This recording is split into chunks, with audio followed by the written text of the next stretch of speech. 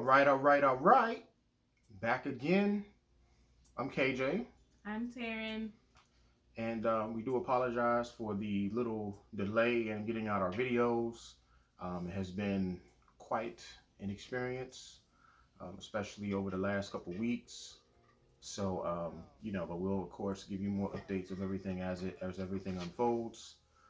Today, we wanted to cover preeclampsia and answer some questions that commonly come up about exactly what preeclampsia is and HELLP syndrome, which are the two conditions that my wife unfortunately has.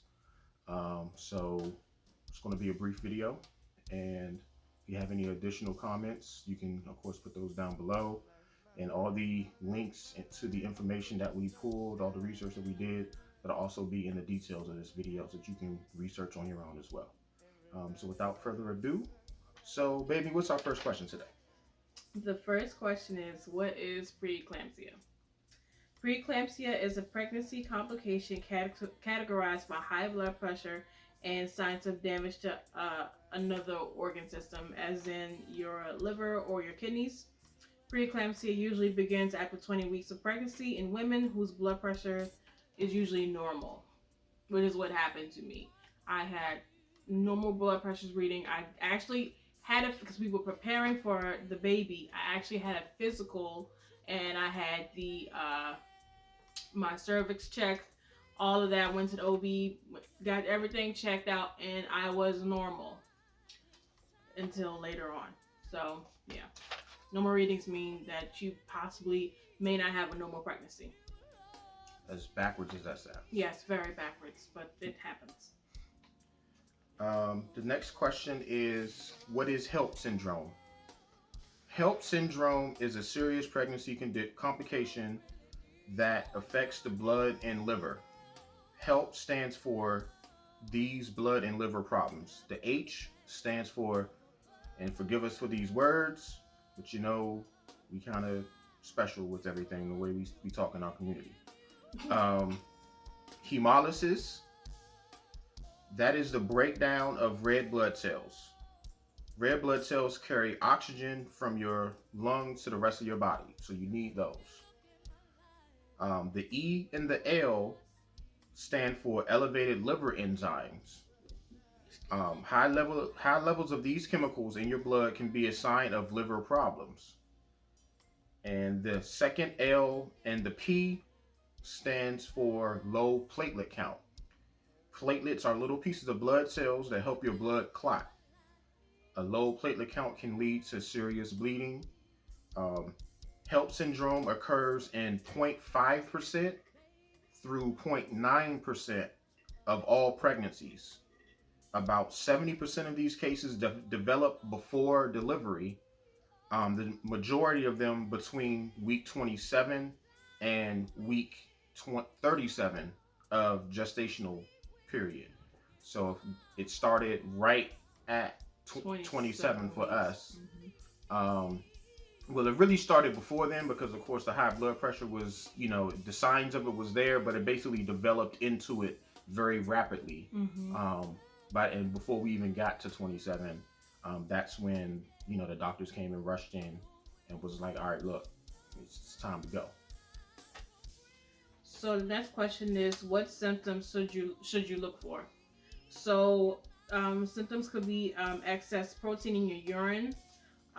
This could also mean that there are additional problems possibly with your kidneys, severe headaches, changes in vision, including temporary loss of vision, blurred vision, or light sensitivity. You could also have upper abdominal pain, usually under your rib on the right side, like under your breast, nausea or vomiting, decreased urine output. And we're back. Nika wanted to show us her butt. We didn't want to expose y'all to all of that. So, baby, can you please? Back to the symptoms, yes. So you could have a decreased level in your platelets with your blood. You could have impaired liver function, and also shortness of breath caused by fluid in your lungs. For me, the symptoms that I had, when you have high blood pressure, the nurse, your OBGYN or your midwife they're going to go over the symptoms with you and tell you what to look for when it's time to go to the hospital. For me, the symptoms that I had chest pains. I had really bad chest pains. Let me make sure that's on this list. I had chest pains for me, which was the shortness of breath. And I vomited. And what else did I have? I vomited. I was sick. I had nausea the whole day. I was sick. I couldn't keep nothing on my stomach. And yeah, the chest pains. I believe that was it. I didn't have a headache. And I didn't have vision loss. Yeah.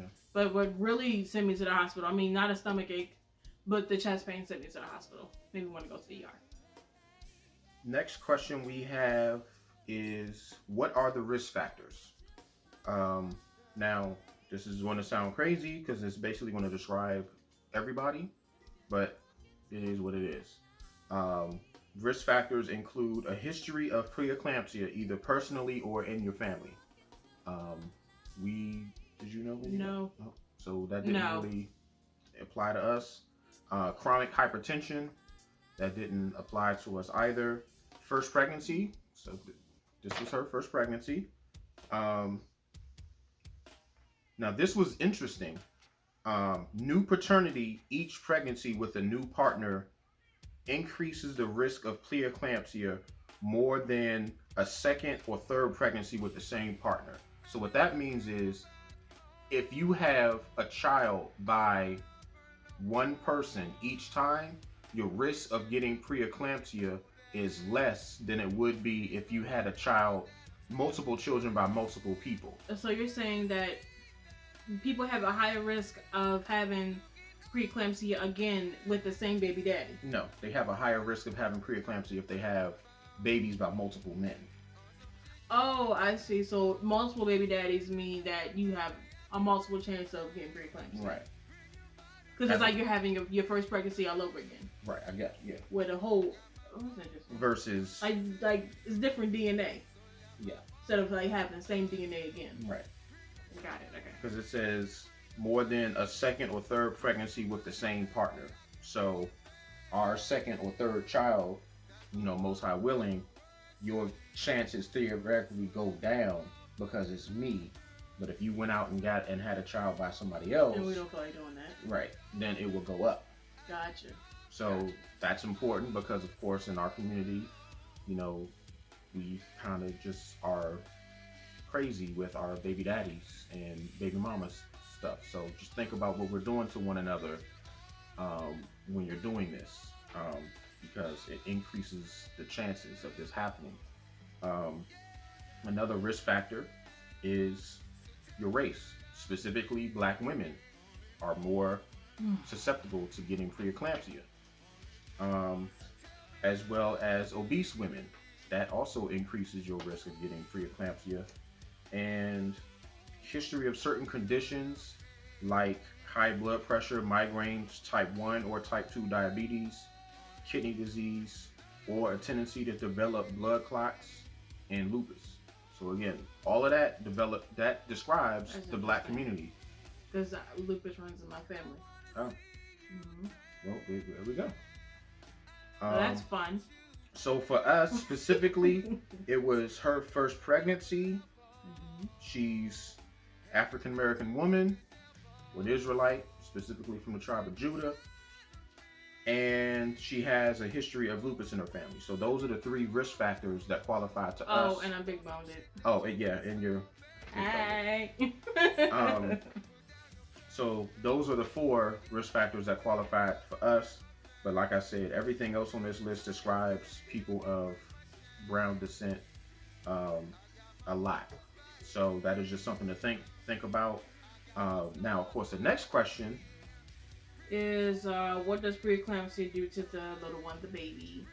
So preeclampsia could cause fetal growth restriction, could cause a preterm birth, and it could cause a placental abruption, which you don't want. For me, it caused fetal growth restriction. She was tiny when she was born, and of course, preterm birth. She was born at 26 weeks. Mm-hmm. That's what happened to me. And for those that don't know, placenta abruption is basically when the placenta, which is what attaches the umbilical cord and everything to the uteral wall. When that detaches, that's very bad because that basically means the baby can't breathe anymore, and everybody starts bleeding. I mean, it becomes a very, very tragic situation very, very fast. Um, Next question we have is, so how do I prevent preeclampsia? This is, of course, what probably everybody wants to know. Um, Unfortunately, there is no real answer because they don't even really know what causes preeclampsia. Um, Doctors know that the disease does. They know what the disease does, but they do not know how to prevent it. So far, doctors recommend diet and exercise, but if you're black, you still can get it. but that's not really even a cure. So they also prescribe aspirin or other blood pressure medication during pregnancy to help reduce the effects. But of course, they don't do that unless you have high blood pressure when you start the pregnancy, right? Which I did not have, which is the reason why they did not give me blood pressure medicine. Right. So, only thing you can really do is roll your dice and pray. Yes. Yes. Lots of prayer. That's all you got. Okay. Come on, kitty. Last question. Does having the baby cure preeclampsia? So, a very small percentage of women continue to experience blood pressure issues for up to 6 weeks after the baby is born. Also, an even smaller percentage of women continue experiencing symptoms of preeclampsia. Experience the blood pressure issues for the rest of their life, which really sucks. So, really, medication is required to manage the blood pressure. For me, what started to happen for me was when I left the hospital, they had me on 60 milligrams for blood pressure. And it was fine when I got home from the hospital, but after, I would say about week 4 or 5 after delivery, it started to make me feel really bad. Like, it was making me dizzy. I was getting really lightheaded. I was like seeing flashes of lights in my vision.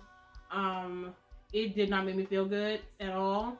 And so because my blood pressure it was normal high. It wasn't normal low, as in like 120/80. Like, that's how I want it to be, like down there. With the 60 milligrams, it was 120/80. But the medicine wasn't making me feel good at all. So they lowered my dosage to 30 milligrams, and it still did not make me feel good at all. So my blood pressure really has been it still was like normal high, like it's around 120s over like 90 something. Like, it's not bad, but it's not good. But the medicine does not make me feel good. So honestly, I just stopped taking the medicine. Just because I was feeling crappy. I felt like my blood pressure wasn't what it was after I had the baby. Like, it was, my blood pressure after the baby and when I was pregnant was like really high, like 150 over, what was like 100. Mm-hmm. It was horrible. But after, it just got like normal high. Just enough for me to feel like the benefits of not taking the medicine was greater to me than taking the medicine. So, but of course, I'm gonna have my physical, my annual physical, probably around January, February, just to make sure that my body is doing okay to the point that I don't need the medicine, and it's just exercise and dieting that can fix the problem. But for me, I stopped taking the medicine because the medicine was not making me feel good. It wasn't helping me. It was doing more damage to me than good, in my opinion. That's for me. But, if I don't really know if I'll be the type to have high blood pressure for the rest of my life, or if this was just a pregnancy type of situation. I do not know. It's really touch and go right now. So that's what that is. The last question that we have, very important one as well. What are the chances of reoccurrence? Previous pregnancy with HELLP syndrome gives you a 19 through 27% chance of reoccurrence in each pregnancy. So of course, that's just about a 1/4% of chance that if you get pregnant again, then you'll have preeclampsia or HELP syndrome again. Of course, you can diminish that chance a little bit by making certain lifestyle changes before, but that's not necessarily a guarantee because they really don't even know what causes it to begin with. Um, they say it may have something to do with the way the blood vessels develop between the placenta and your uterine wall. So basically, when you first get pregnant and everything attaches, if the blood vessels don't develop properly and create a good connection between mother and baby, that could be the reason why. But that's inconclusive. They're not 100% sure on that, which is the reason why they don't really give a set way of preventing it or even treating it if you do have it. The only thing that they do is just watch for the signs, and then as soon as they start seeing the signs, they just immediately start giving you blood pressure medication, aspirin, bed rest, change this, change that. But that's after the fact. That's not even really before, which is what everybody was asking is, how do we prevent it? Don't know. We really don't know. It's unfortunate and it's scary. Very, very. It's. But I will say that probably I'm going to assume because if you had, like me, had HELP syndrome in your first pregnancy, I'm going to assume that when you become pregnant again, the doctor's going to give you. Come on, Nika, come join the video. The doctor's going to give you blood pressure medicine to help it. You may still have preeclampsia, but it may not turn into HELP syndrome if they can get you that blood pressure medicine in the beginning. Yeah. So thank you. We did want to make this a short video because it was more about the information and not necessarily so much about us. So we did succeed in that fact. If you have any additional questions, comments, stories you want to share, of course, you can leave those in the comments below. Our email address is also in the description of the video, along with all of the information that we use to research this video. Is going to be in the description along with our email address. And as always, please like, subscribe, and share the video. And if nobody else told you, we love you. Peace. Bye.